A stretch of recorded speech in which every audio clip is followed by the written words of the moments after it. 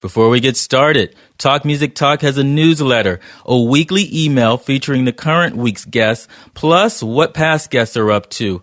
Also, I'll tell you about shows I've attended and new music that I like. To sign up, head on over to talkmusictalk.com, click on the link, subscribe to newsletter, and you are all set. That's talkmusictalk.com.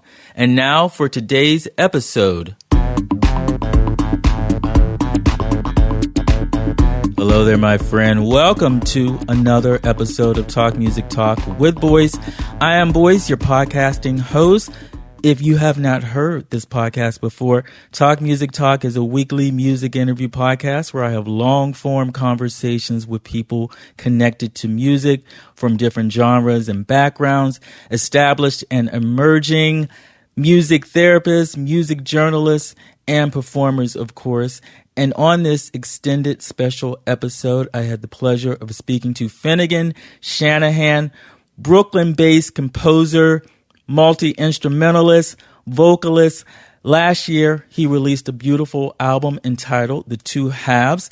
It is a concept album inspired by the Hudson River Railroad map.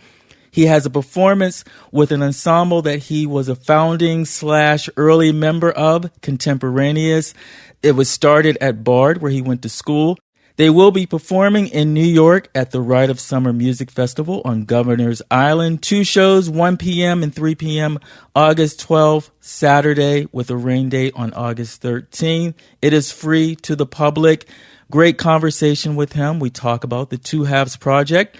We also talk about taking big artistic risks, influences, working on other people's projects, and also new stuff that he has in the pipeline.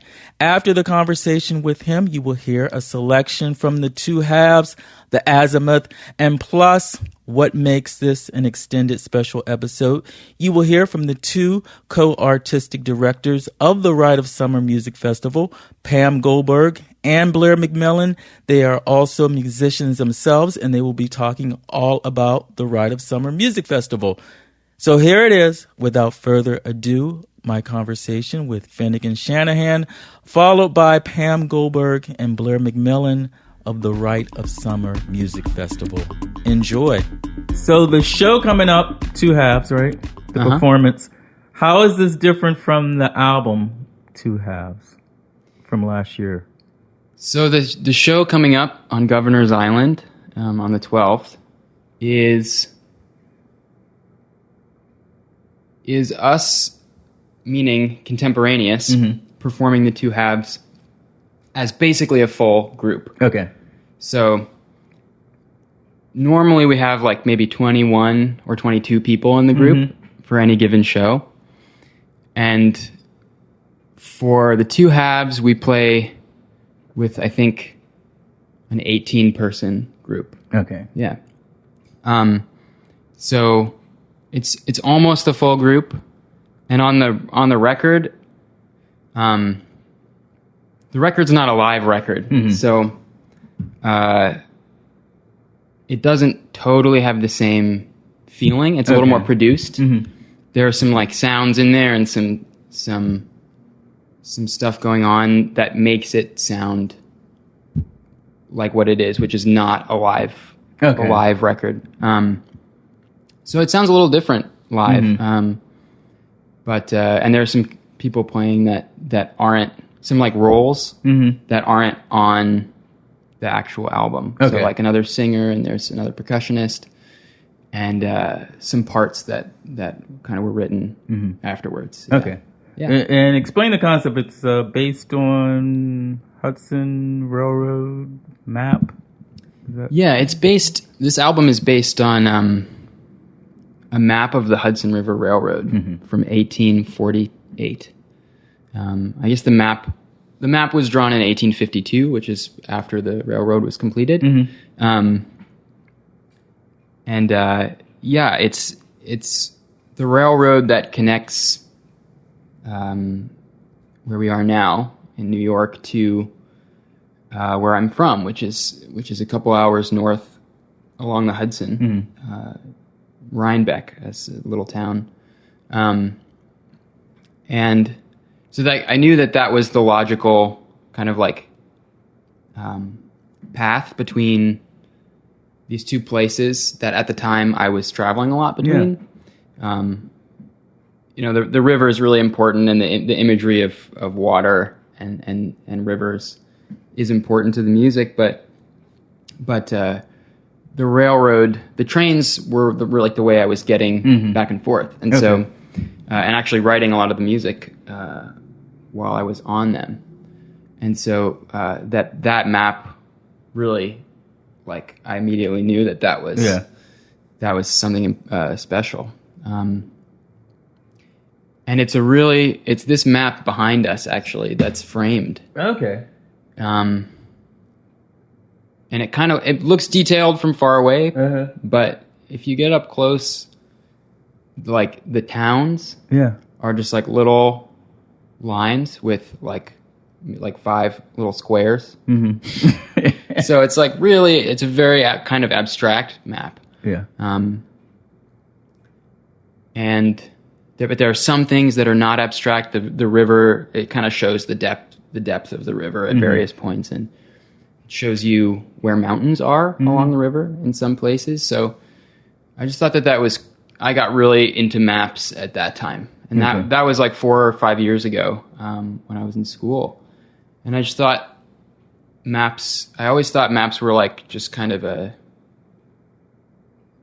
not terribly interesting, because I grew up obviously like with Google Maps, and like you can see everything if you want, or just roads, but basically everything's there.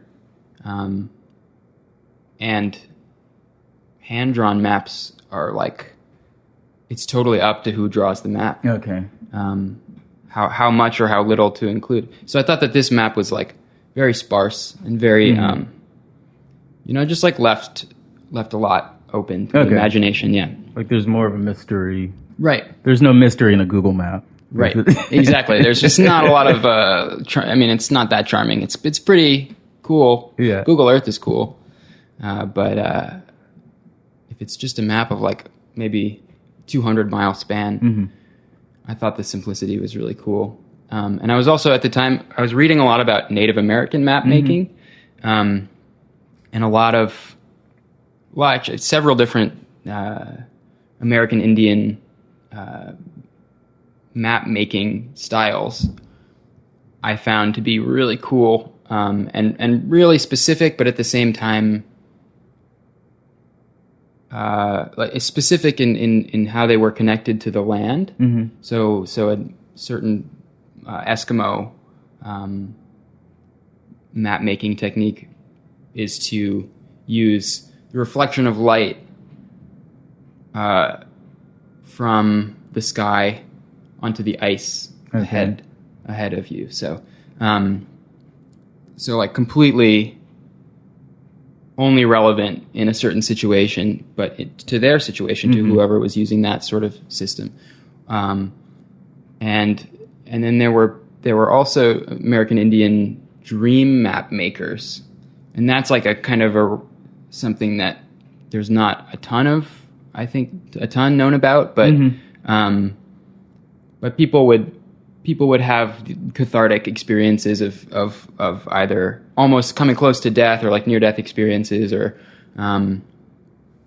just like kind of visions would come to them in their dreams or something, and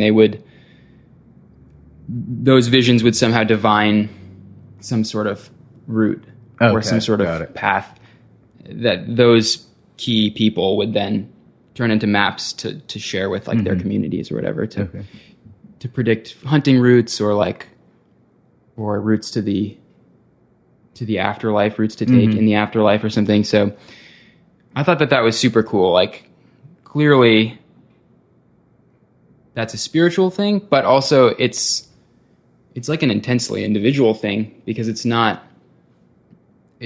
whole point is that only select people could experience that and have that experience on their own. So the Hudson River map, to me, like from the beginning, I always thought of it as like doing that in reverse, like being given a map that's so kind of vague, and knowing that I have all these experiences and like, growing up in the Hudson Valley. Yeah. On this map, basically. I knew that like I had my own story, and to me, this map kind of told the story, but it was not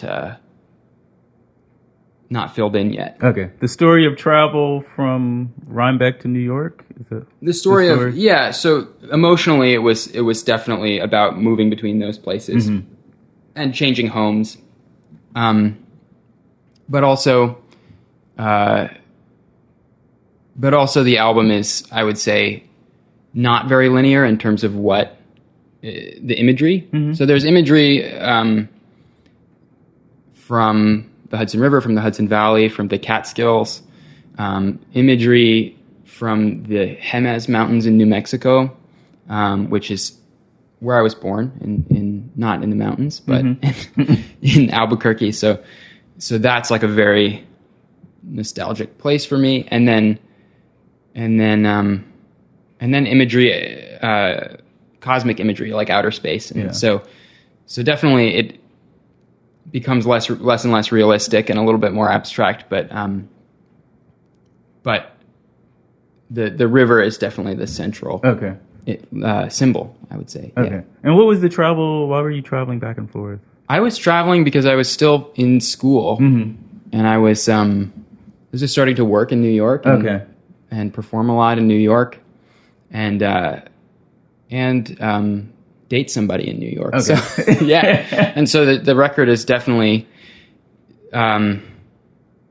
it's definitely about love, I would say. That's like, if there were a central, sort of like emotion, it's definitely love. But I mean, that's a complex thing. And I wouldn't say call the album a love song, or any of the songs on it really love songs, but kind of figuring out what love is through the lens of like this sort of surreal, like, look at my home and my roots and this place, the Hudson Valley. And how long is the travel in between?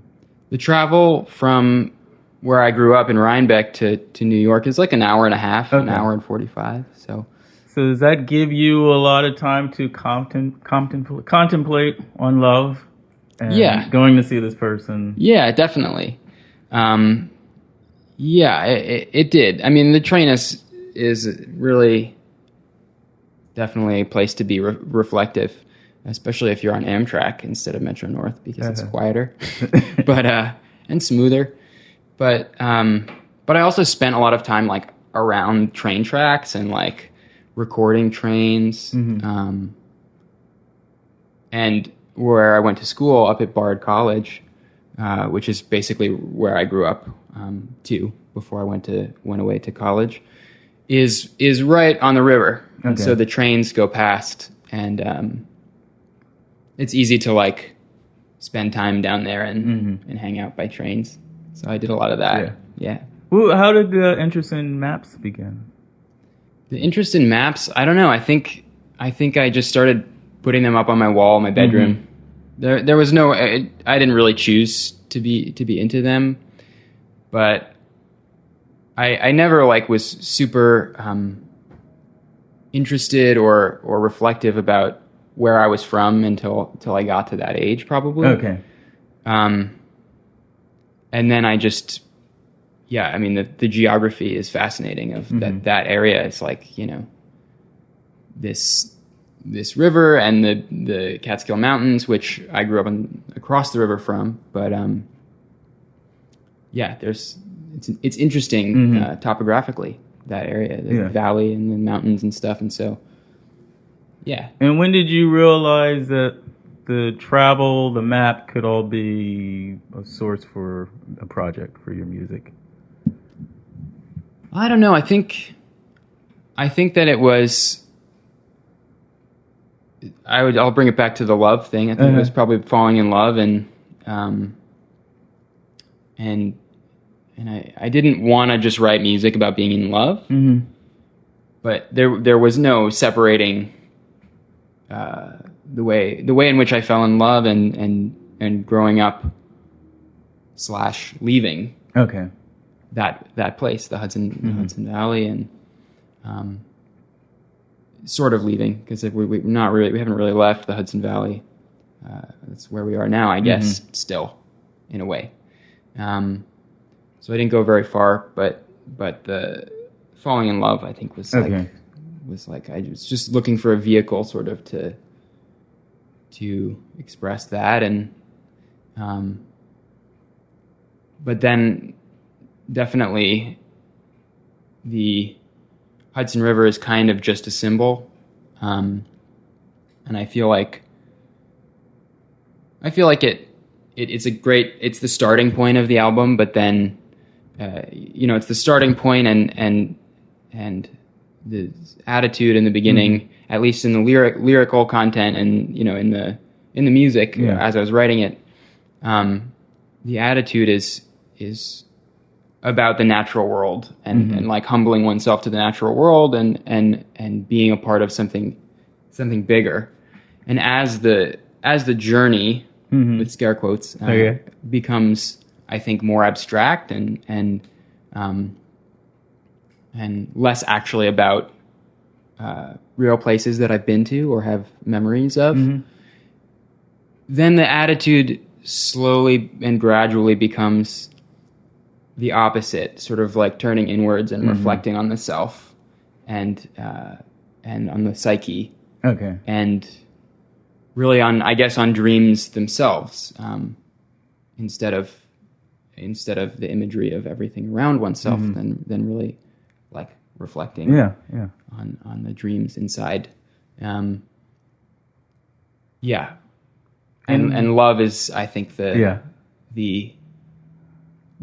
what causes that, like, sort of feedback loop of like seeing the world both ways and going back and forth between that.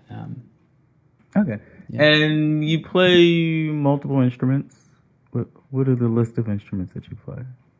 I play a lot of instruments, but some I play well, some I play okay. I think on the album I played strings, violin, viola, all the keyboard instruments, and some guitar, some percussion, and that's about it. I used to play trumpet when I was younger, but we got a better trumpet player on the. And the first instrument you started on was what? First instrument I started on was violin. I would say. And how old were you? I was 6. Okay. Yeah, and I think I probably started drumming before that, as like a lot of kids do. So I've always felt like really connected to drumming. Yeah. And I've actually started to do that. That's probably like I would consider even my second instrument at this point. Aside from voice, because I've performed, vocal stuff. But yeah, I mean, I had to kind of record a lot of the instruments on the album. And I guess if I had the option, maybe I would have just had incredible people doing doing every instrument. But no, I like that it worked out that way. Yeah. And it kind of had to, because the way I wrote the album was not with a score, and it was also not. It wasn't songwriting and then trying to expand it into something greater. I from the beginning, I just created these like demos of all the songs, and I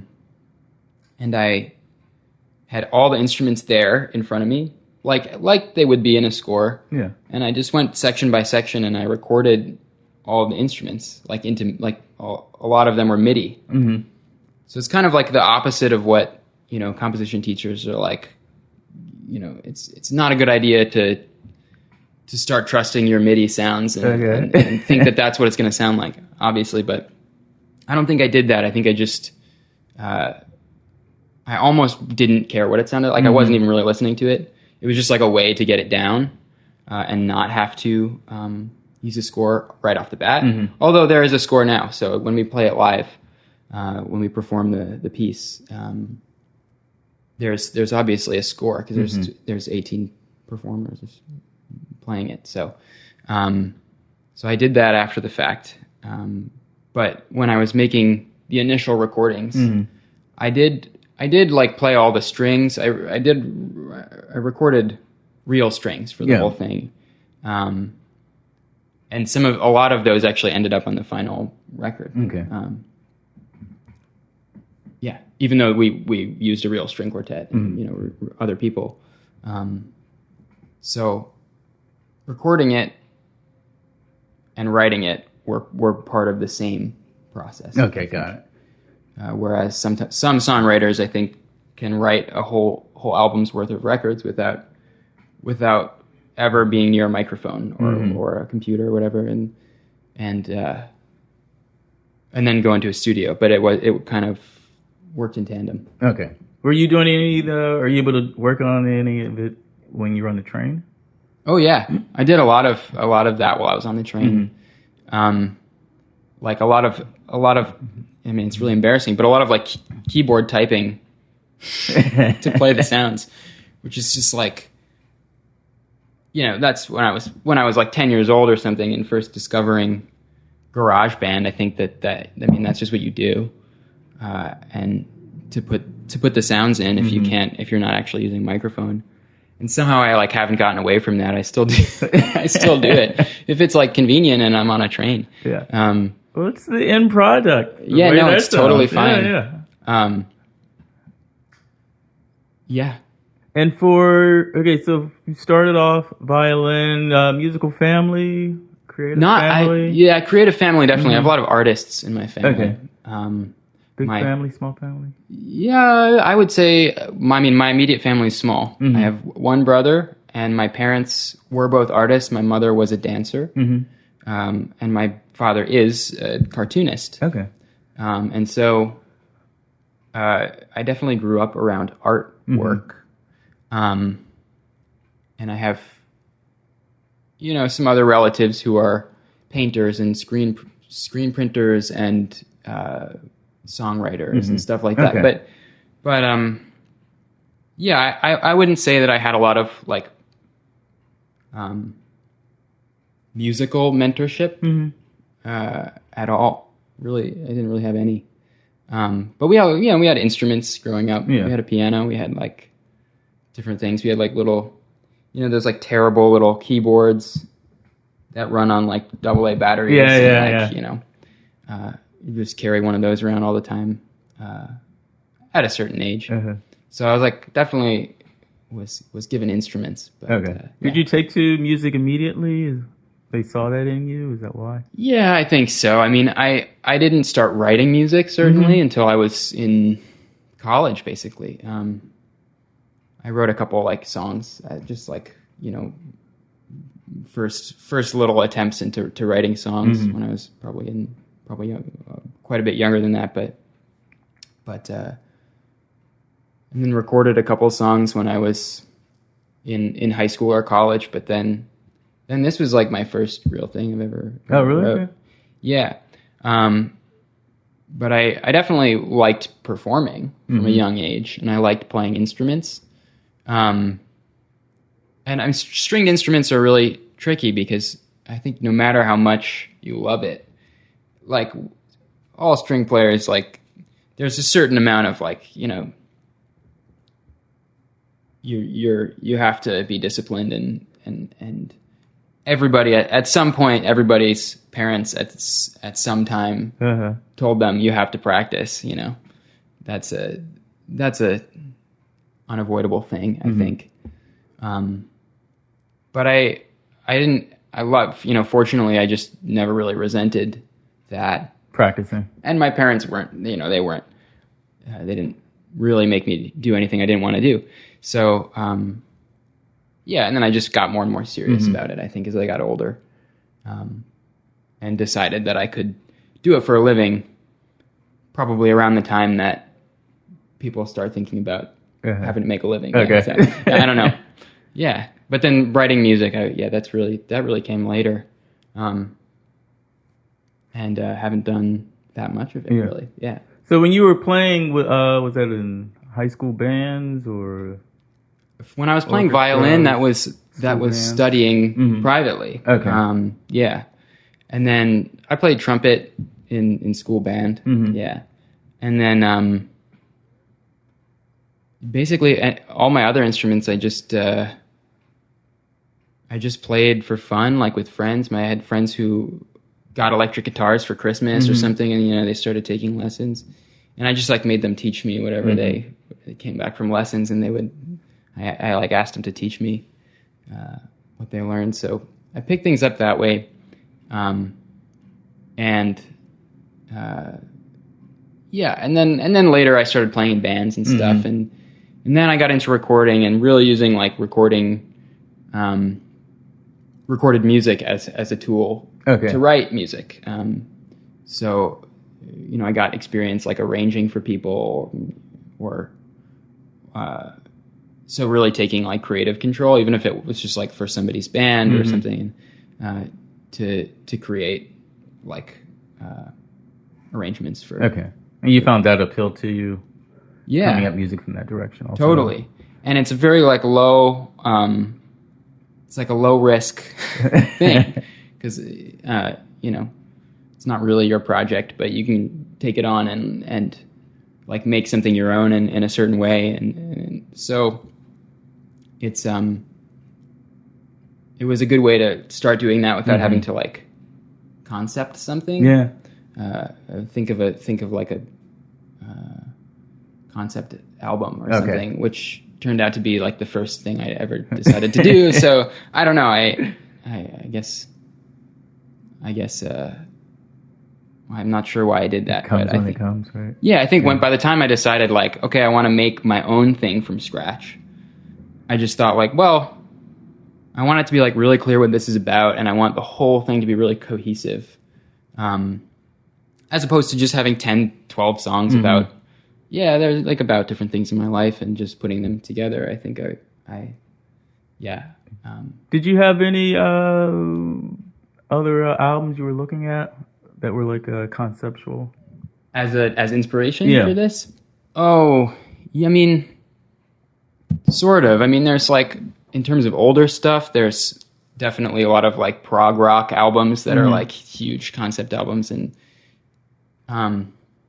the issue with concept albums is they're often like really over the top, I think. Yeah. And I mean, but some of the greatest stuff,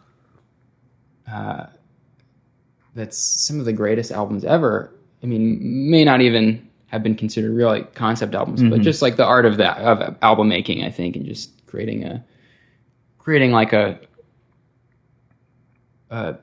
piece of art that's like whatever, 45 minutes long or an hour long, or like as long as a symphony, basically, but not in that idiom. That's kind of what I wanted to do. I think if I compared it to like classical music and how one would go about something like that as a composer, I preferred like taking on the challenge of writing 2 hours of music, or like a big single thing, as opposed to a few little things and presenting them all at once. I mean, of course, this is only like a 35-minute thing, but it feels very full, like a full, rich world that you enter in for. Was it 35 minutes? Yeah. So, what are some of your influences? I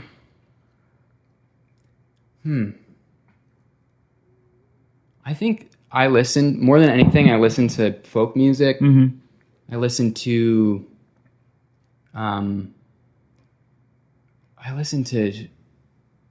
like experimental, like noise rock, and like stuff from the 80s, like Public Image Limited, and like really not stuff that sounds like my music. Just I'm kind of fascinated by music that isn't like ashamed to sound a certain way, even if it doesn't have to sound that way. So I definitely like for a time was like into like punk and hardcore music and stuff like that. But also totally into like folk music and listened to a lot of that. Listened to a lot of Indian classical music, Carnatic music. Yeah, and then there's obviously tons of great music that's being made right now. And I have to like listen to all my friends' music. Okay. I get to. I shouldn't say I have to. I get to, but there's a lot of it, and so like I spend a lot of my time doing that. Yeah. And that's like the most interesting because those are people who you're really connected to in the world. So like seeing how they're making their world into something bigger than real life is really cool. Yeah. But yeah, I guess anything that's like in terms of this album, because it's such a big thing, and I wasn't sitting down and thinking, okay, great, so everything I do after this is going to be with 20 people, and we're going to, I knew it would be like this special big concept album.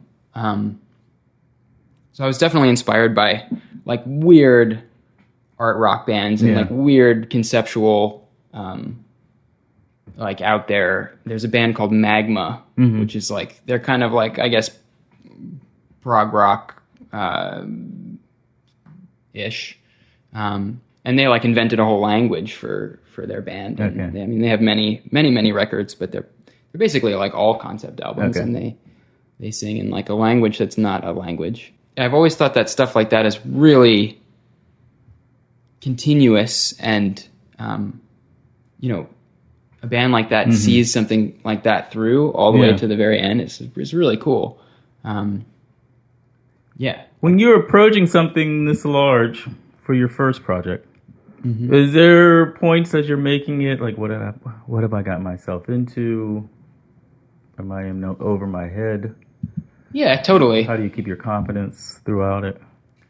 Yeah, I mean, the higher the stakes are, definitely the more pressure there is in a certain way to make it as good as it feels like it could be.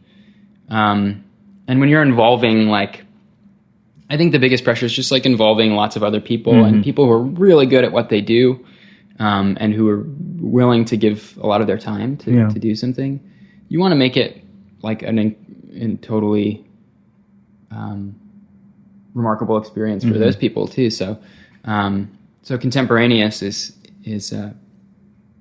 like one of my greatest loves, because I've been doing it for years, and I love all the people that are in it. So, I wanted it to be great. I wanted the music to be great for them, which is, I think, how any composer will feel when they've been commissioned to write a piece, especially if they know they have a personal connection to the people they're writing it for.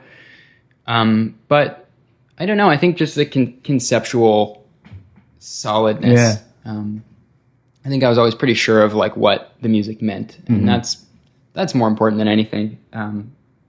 If you really know why you're making what you're making, and you have at least a picture in your head of what it means, how it's meaningful, then you just got to work hard, and like it'll be amazing. Do they teach that at Bard? Oh yeah. Yeah. I mean, I didn't study composition at Bard. Okay. But What'd you study? I studied violin. But it's a liberal arts school, so I studied a lot of things. I studied contemporary fiction, creative writing, and I studied science and math and foreign language. I think those were the biggest things that I studied. So language was always really important to me, and that kind of happened at the same time as composition becoming interesting to me. And so that's why I've always wanted to write songs with words in them, because to me the relationship of language and music, and the relationship that language has to music, or can have to music, can be incredible and like something that's totally unlike anything else. So at Bard, definitely, it's definitely a place where people students are taught to take risks or allowed to take risks if they want. Okay. And that's I think probably the most important thing that Bard imbued Contemporaneous with. We always were like a really like kind of grassroots, like we did all of our own fundraising and stuff, and we didn't really, we were self-managed and everything, but at the same time, the most valuable thing about becoming an organization and an ensemble at a place like that was just the encouragement to take risks and not just have people, not just to not have people discouraging you, but to actually have people saying like, yeah, that's pretty gutsy, but you should definitely do it because it's an amazing idea. Yeah. That's big, and Contemporaneous has never lost that at all. In fact, we've probably become more like that over the years. We're actually doing a project at the moment that is calling for people to submit ideas, like their sort of wildest dreams, for something that Contemporaneous could help them or help make real. And I think we're calling it the Imagination Project. And it's a way both for us to have like an open dialogue with people who have ideas that they want other people to hear and take seriously, and also an actual way to program music, and a cool way to do it, not just like something that's born out of a conversation between two people in a room somewhere, but something that's dreamt up with absolutely no concern for how crazy it might be, and allowed to be presented. Okay. Is that why you went to Bard? That you could express any of these ideas in different ways and be encouraged? Sure. Yeah, I think so. I definitely wanted to go to a liberal arts school for that reason, just to be able to have a really diverse palette of an experience as a student, but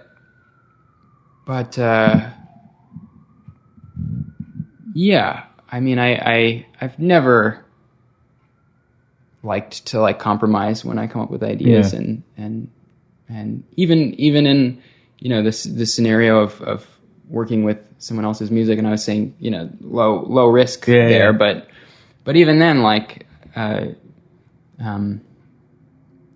always had a hard time not coming up with like a really cool idea that's going to be way harder and going to take way longer, but like I promise it's going to be incredible. Like let's just do it. And a lot of people are really, I think, worried to waste time and like try those things. But usually, if you want it bad enough, and if you have an attack plan, I think big risks in art are always a good thing. Yeah. And even if it fails miserably, you still are getting something from the whole process. And then the next attempt at something, right? And then the next project that one creates will be like 10 times better because of that. So you just call that one transitional, right? Totally. If you want to do that, you definitely also have to be okay with throwing a lot of things out, which I think people have trouble with that too. Would you see that a lot in school? People who weren't capable or open to making mistakes? No, I think where I went to school, I think people were really excited to just do whatever they wanted. Okay. And whatever might happen, they're just barring any consequences. They just do it and see what happens. And I think in general, that's how people do think. Yeah. A lot of people do think is like, well, let's calculate the risk, and if it's if there's not a huge chance that it's going to be successful. Don't bother. And yeah. Was Contemporaneous built on that? Yeah, absolutely. Risks? And was that started in college? That was started. That certainly started from the beginning of Contemporaneous. Yeah, that mentality. But yeah, Contemporaneous was founded at Bard College when the two co-artistic directors, David Bloom and Dylan Mattingly, were there as students, and I think entered the group almost at its beginning, like very, very early on, but right when we were really starting to program shows. I think that it began a little bit before me, but before my time. But and I'm also the youngest person in the group, so I kind of the people who started it, David and Dylan, were a little older, and then the people who became a part of it at Bard, and then afterward, when we as a group started making a transition from being up there to being in New York, just for the purpose of performing and for educational outreach, and so also when our personnel changed through that transition, most of the people that have played with Contemporaneous are quite a bit older than me, but so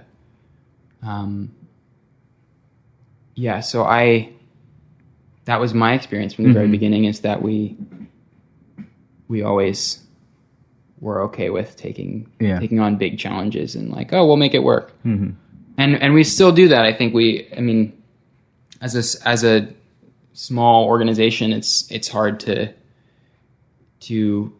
fund the projects that you want to do, but Contemporaneous in the last 2 years even, we've really made this decision to value bigger, more epic, like incredible programs over many smaller concerts or something like that. I think to us, like, scope is much more important than quantity, quality over quantity. So like this past year, I think we had 2 big concerts, but they were huge and like really, really multidimensional and really interesting and very like kind of thought out and much more curated than they have been. Okay. So it's just basically a collective, and you're performing each other's work, is it? It not quite. We are a group that commissions new works by living composers, and many of us are composers, and so we have performed music by people in the group, but I would say most of the time we're commissioning still relatively young composers, but people who are outside of the group, and often working with interdisciplinary projects and involving dance or involving theater or involving anything. Yeah. How do you make that work with so many people? I mean, there's bands who have 4 people and they can't make that work. Yeah, it's really tough. I mean, it's definitely few people doing a ton of work. It's like in a band, I think everybody can do, like everybody pulls their weight a lot. With a group this size, it's really hard to do that. It's kind of impossible. So unless you have a couple people who are like absolutely 100% committed to just like making it the greatest thing ever, then that's like a situation in which you can have something like Contemporaneous be possible.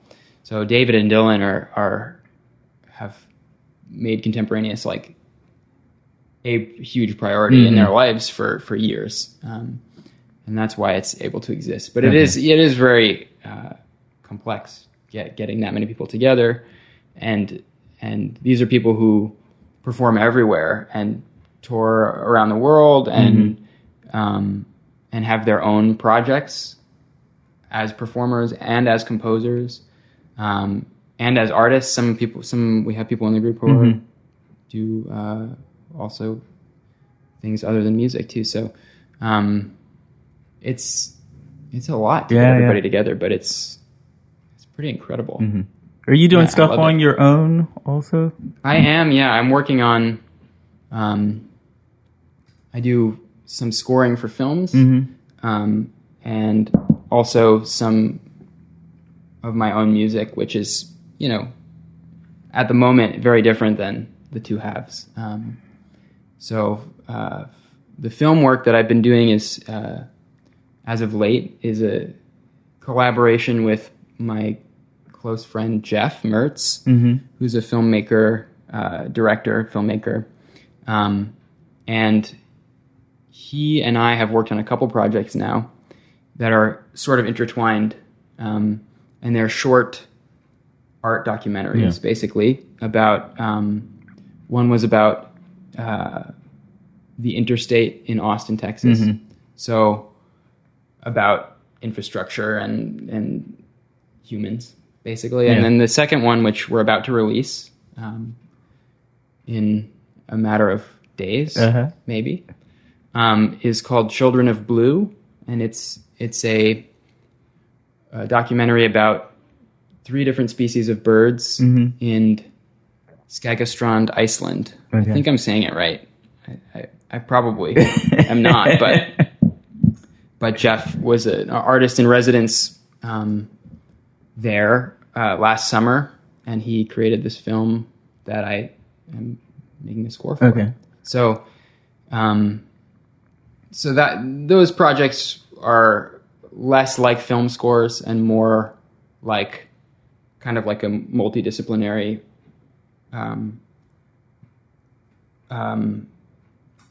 project that wherein both components are pretty equal. I mean, I've also done film scoring for films with narratives and films and documentaries where there's really like you have to pay attention and know what's going on and kind of ignore the music a little bit. So that's a different dynamic, writing that kind of music. And then I'll be working with Jeff Mertz also on a sort of culminating project of those two documentaries, which will be in partnership with the Audubon Society, and will also be taking place on Governor's Island in the fall. And that's going to be an actual installation, so multimedia installation. So basically a similar thing to what the work we've been doing, but in the format of an installation. So nature is very important to you? Is that nature is definitely really important to me. It is, especially. I mean, it's very important to the Two Halves, to that record. But I would say the music I'm writing now, it's less important. I'm writing music now for Boyo, which is a project that I'm working on with my friend Robbie Bowen, who's a percussionist, and he'll actually be playing the Two Halves on Governor's Island with us. But he's a percussionist, and it's it's like smaller, definitely. It's 2 people instead of 18. But yeah, that music is less about nature, I would say.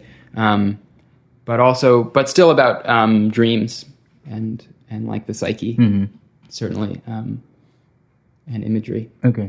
And what would you like your career to look like say the next 5 years? I'm gonna spit out my coffee. The first spit take. No. That's not a scary question at all. I just want to keep doing what I'm doing, but just do it better. And I want to not know what's going to happen in 5 years, because I hope that the stuff that I'll be involved with will be so cool and like incredible to me that I couldn't even possibly imagine what it is right now. That's the dumb answer. But the serious answer is like, I definitely want to be still making recorded music. I would also love to be composing music for ensembles, for other people, as well as myself, not just myself, I should say, because I haven't really gotten a chance to do that except for with Contemporaneous. Both of the film scores that I worked on with Jeff Mertz are written so that they can be performed as live scores, with or without me. I probably will end up playing them if we do that, but I'd love to do that too.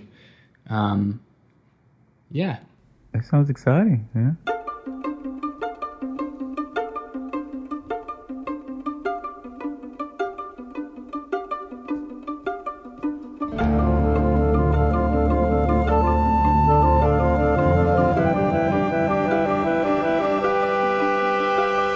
Beneath us lie the few and faint, they're simpler than ours. Above us, swarming cities, black fields full of dust. Who would build a tower, too big or too small to be seen, when we're stuck somewhere halfway in between? Now we're getting old and putting pills upon our tongues. The spaces we would think on are the new home for the young.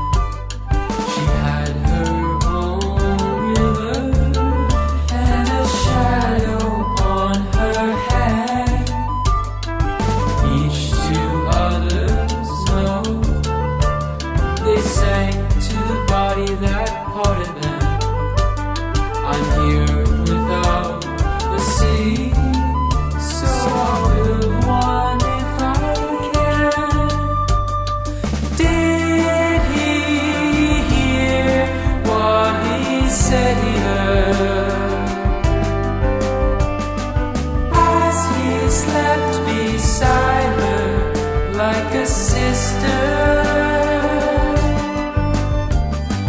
one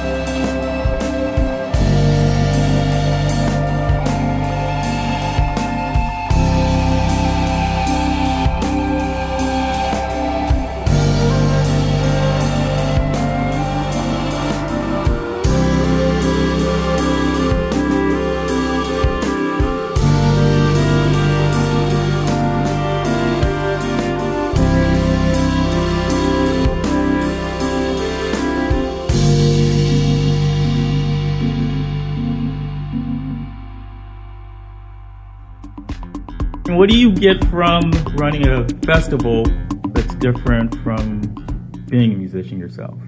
A break. Okay. Thank God. Right. That's right. When Pam came to me with this idea of hers 8 years ago, I thought, I'm busy in the summers, but I don't have tons going on. Like, this would be a great thing to sort of keep me grounded. And at the time, my wife was pregnant, and I thought, let's start this festival and let's not worry about our piano lives for a few weeks every summer. Like, let's do this thing and see what happens. So for me, it was like, yes, it's a lot of work, but in a sense, it was like a great excuse to get the hell away from the piano. Right. And it's more interactive. You're not practicing just by yourself. You're emailing, you're on the phone, you're dealing with all kind of different people and contracts of musicians. And so it was a nice contrast to practicing. And I had run a music series in a jazz club before, and this was kind of something bigger and better and reaching a more diverse audience. And I knew I didn't want to do it by myself, and I reached out to Blair, and I thought he would be terrific for it, and so much more fun. Okay. And what was it about Blair, out of all the people you possibly could know? Oh, no, here we go. I will now leave the room. To be honest, I thought, are we going to have any kind of tension over the fact that we're both pianists? Yeah. It has not been that way at all. You never told me that. I did never tell you that. Oh, okay. I get it, though. I knew Blair because he played on a series that I ran, and I liked him a lot. I actually wanted to pick his brain about musicians that might be good at co-directing with me. I figured he was too busy, again, the pianist thing, and then I thought I would love him to do it if he had the time. So we just got along very well, liked him a lot. How long have you known each other? I would say since the year, it must have been 99 or 2000 when I played at McCore for the first time with Darrett Atkins. Yes, with Darrett Atkins, exactly. And I remember it was a mostly new music concert. Not entirely, but it was like at least half new music. We did some John Cage, and I think we did some Elliott Carter. You did some Bach? And some Bach, right? And we mixed it up. And I remember, I think it was maybe the first concert you had done there that had been that skewed towards new music. And you thought, is it going to work? Is it going to work? And I remember it being a really big evening. I remember it being packed, and that was like in 2000. It was in 2000. That was the first year. And we've, obviously we're a lot closer now, but we've known each other for quite a long time. We have a lot of friends in common. In fact, we met through a mutual friend of ours who I went to school with, a flutist named Emmanuel Davis. Right. Hi, Emmanuel, if you're listening. Wish you were here. Right. And why classical? Is that because of your background? Why classical? That's primarily the focus for it. For Rite of Summer? It has more of a bent towards contemporary, actually. But we sort of keep one foot in classical. We do a little bit of it. We have a lot of very vocal audience members. So we do try and do more new music, but there'll always be somebody saying, oh, I wish you could do a little more Mozart or a little more this or a little more that. And when we started Rite of Summer, we were really the only festival on the island. So we kind of felt like, let's cover all our bases. But it's a little bit more contemporary as the years go on. I would say it's sort of music that I wished I had been exposed to when I was in college. You can call it contemporary classical music, but it's really hard to pigeonhole what we present, because many of our concerts have not been what I would call classical music at all. We've had Dawn of MIDI, we've had Don Byron, the jazz clarinetist and band leader. Theo Bleckman, who does all sorts of stuff. He did a whole like tribute to Kate Bush for our Kate marathon. Bush. Yeah. So yeah, I mean, I guess if we were to call it one thing, it's probably contemporary classical music or alt classical, or it's whatever. There are different sort of terms bandied about now. So, was there an audience you were looking to reach? Was that the goal? I would say yes and no. No, in the sense that we wanted to present. We wanted to put on concerts of music that we both believe in and that we love. But a big yes for reaching a completely different audiences. Every single one of our concerts, I do not recognize about 95% of who's out there on our lawn listening to our music, and that's a really great thing because I play a lot of concerts in New York, and I play a lot of new music, and you do get some repeat people that you see at almost every concert. And so in that sense, I think we were looking to not only put on music in a beautiful, amazing, well-traveled venue such as Governor's Island, but we were looking for people to just to bring them in. They come out to the island and they see that there's a concert going on out there, and they make that part of their plans for the day when they're out on the island. Yeah, I would say that's right. People come out to Governor's Island not just for an hour. They plan to spend the day or half the day. So a lot of the people come upon us, and then we get some repeats from those people, which is great. And we do have some people that come to all the concerts. Okay. But for the most part, it's whoever is on the island that day. Okay. Yeah. And that's why they're free? Yes, and they are free. Although they just started charging $2 for the ferry. I wonder if we charged $2 for our concerts. Awesome. You think we would lose audience? I think $2 isn't that much. That's the deal breaker.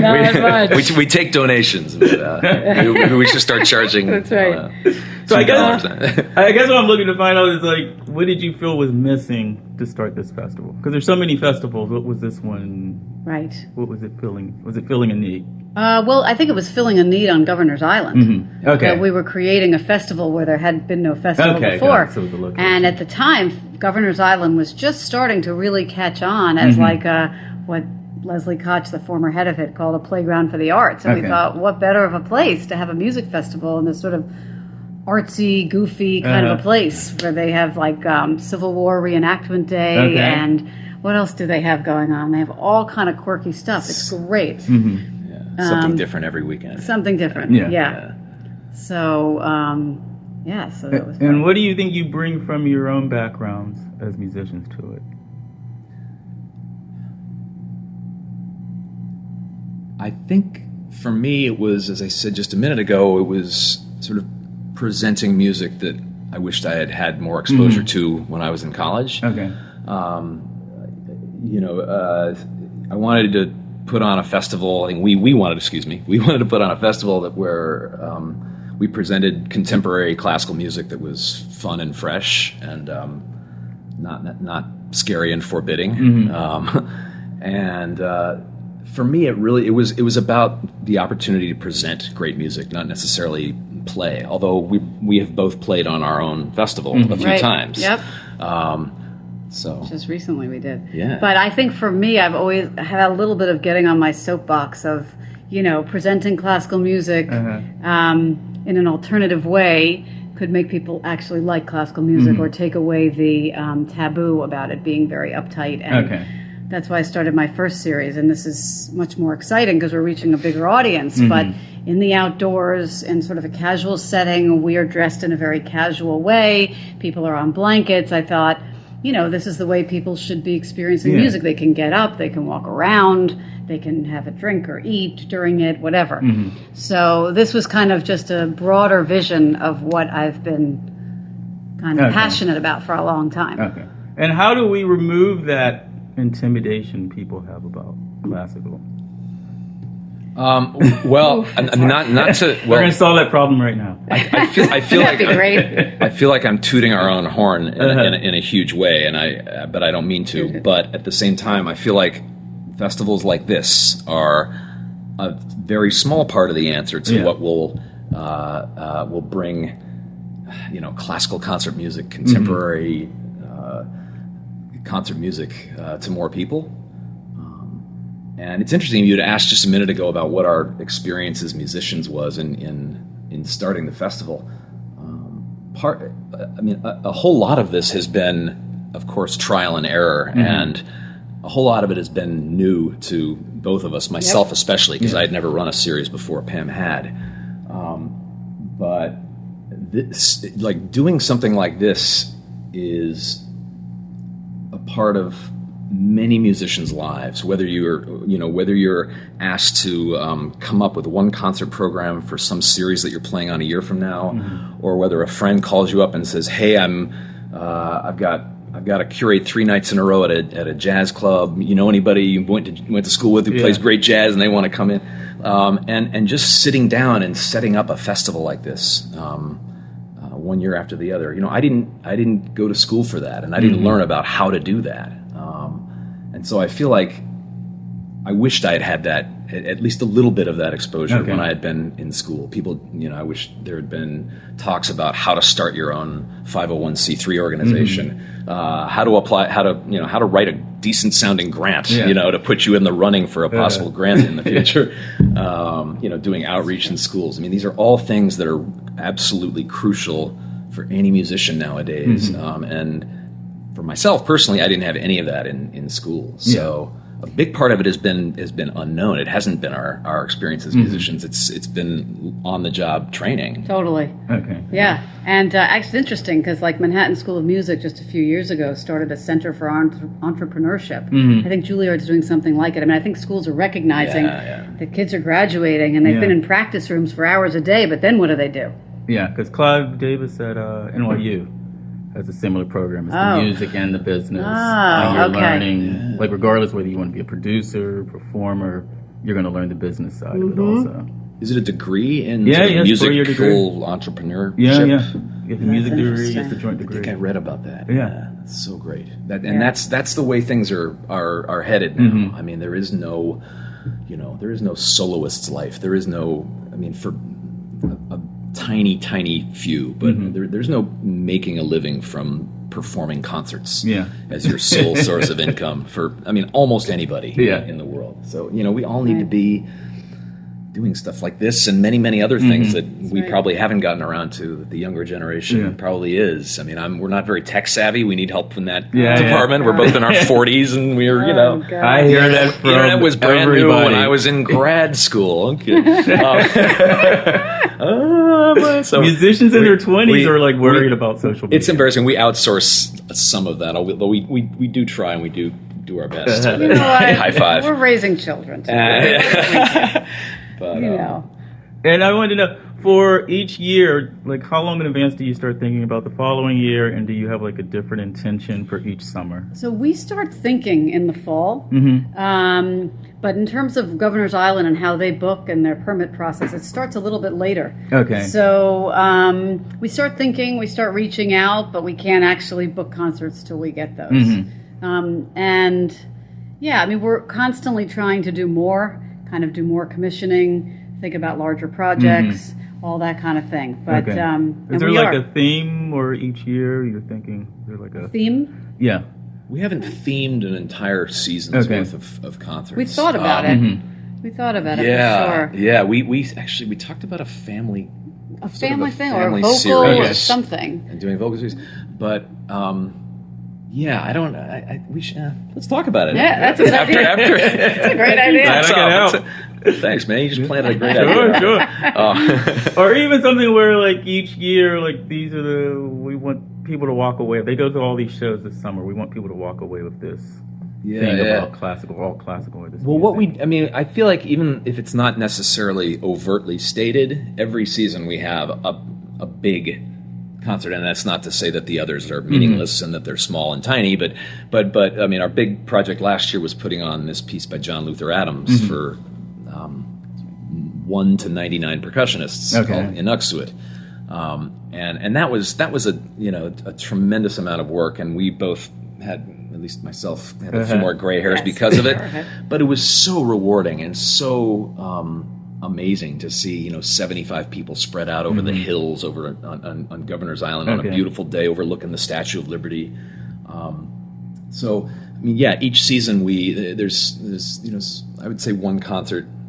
Not that we put a big star by it or anything, but there's usually one concert that sort of gets it's true. more of our energies than others. We had the Young People's Philharmonics program, the Young People composers from the New York Philharmonic one year. We have done that. We've done Bang on a Can one year. We did a marathon one year, which I don't know if we will ever do again. Oh my God! 5 hours of music from Theo Bleckman to like Dvorak to at least 5, 6 at least, wasn't it? Teague like 11 played. to 5. 3 of the Teague members are in Contemporaneous, and they did their own concert. Okay. But it was like 5 hours.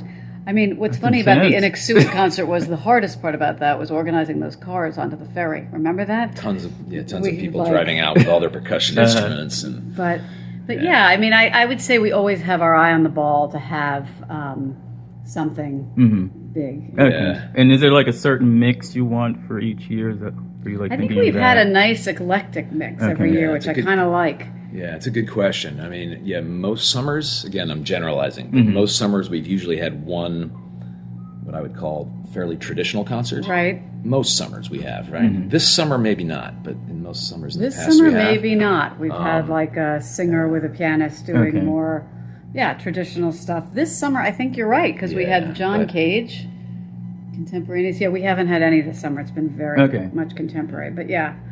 And how have you seen the festival change from the first season to now? You want to hear about the first summer? Okay, the first summer. The growing pains? Right. Well, no, the first summer was wonderful. Our first concert was In C by Terry Riley. So we invited about, 40 or 50 of our friends out. And we just played on a lawn and did this big, long jam session in C major.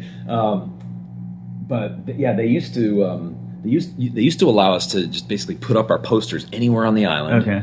And we'd get out there and they would give us a golf cart and they'd say, "Hey, here you go, have a nice day." And this was sort of in the early days, and they don't give us a golf cart anymore. They don't give anybody golf carts anymore. Things are a lot more. Somebody ruined it for the rest of us. One person. Yeah. Well, actually, only takes one. Actually, it was probably Connor when he hopped into the golf cart, and my 2-year-old son hopped into the golf cart in the front seat and actually somehow was able to touch the gas, and somebody screamed, and the thing jolted forward. It was probably us that screwed it up for everybody. Oh my God! I love it. But anyway, it's. I'm talking about a little bit, I guess, how the island has changed. We've changed. In a certain sense, we haven't changed a lot because I feel like our mission is still the same. The thing that changes maybe from month to month, depending on which concert you come to, is where we are on the island. Okay. We've given concerts in at least 3 different locations on the island.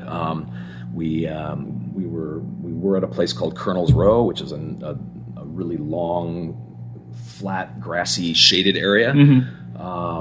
This summer, mostly, we've been in an area called Nolan Park, which is a gorgeous area flanked by Victorian homes on either side.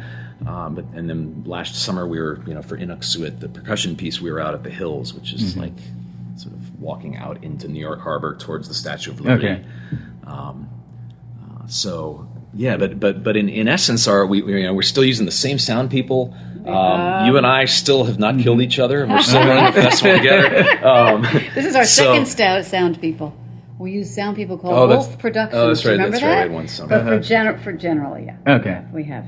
It has been pretty. We've grown in our team a bit. We have a grant writer, and we've kind of gotten more people. We changed website designers, but I think we've learned a lot along the way. And I think what matters to me, and I think to Blair too, is that we're always growing and doing more and doing better and trying to improve everything that's come back from the past. But we fortunately have gotten a lot of nice press, and they've been very good to us. And and I think it's a learning process. Yeah. What have you learned about yourselves individually over these past 7 seasons? I have learned that I'm not as organized as I thought. Okay. I've been doing a little more of the administrative stuff than Blair has, and I think I'm very organized. And when you're running a business, especially a not-for-profit, and you've got to keep track of every dollar, And that's been interesting. And nobody ever taught me how to do that as a musician. I never had any kind of training in any of it. Yeah. But it kind of suits me. I kind of like the organization. Whereas with the piano and preparing for a concert, you can never practice enough. Yeah. And with this, you kind of have your files and you make sure everything's in check and you make sure everything's accounted for, and there's something kind of nice about that. There's an end to it. Okay. So. And what about you? I feel like I listen more. I listen to more music and more different types of music now than I did, say, 7 years ago before we started. Just listening out, for who's out there who might be a good fit for our festival, because we're probably not going to hire the bluegrass band, from Nashville. I love that music, but it's reading a lot about other festivals who do similar types of things, and going to composers' websites and ensembles' websites, and just listening to entire pieces or even snippets. I definitely spend more time doing that now. And I would say I always have a lot to learn. I'm never there, but I know more than I did a few years ago. Okay. And I need to be doing way more listening. I do a lot of reading. Okay. So I'll save articles about somebody that's exciting to put away to talk to Blair for, this would be great to get this person.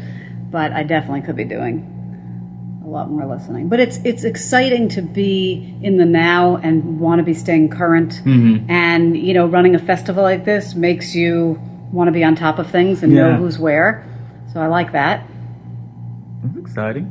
Yeah, it is exciting. And did you ever look at it like it would be at 7 seasons when you first started? Or was it just like one, we're going to do this one, see how it goes?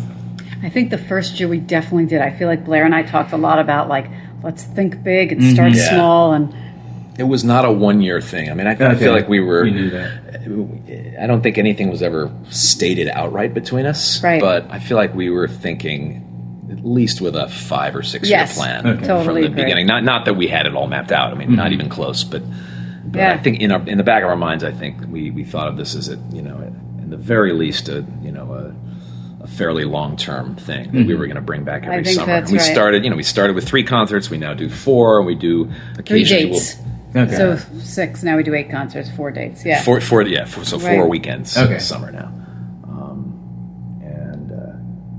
So it's been a great ride. And what do you see yourselves say 5 years, how it grows? You thought about that?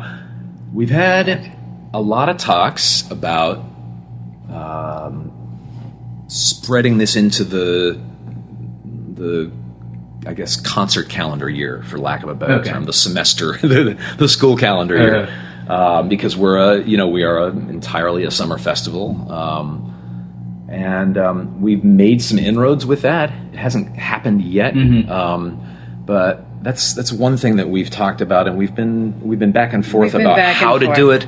And it's something that it's always kind of, it's never the number one thing we talk about, but it's always the third or fourth thing. It's looming. Yeah, I mean, because on the other hand, we've come close. We've actually come very close a couple times. We have come close. We have.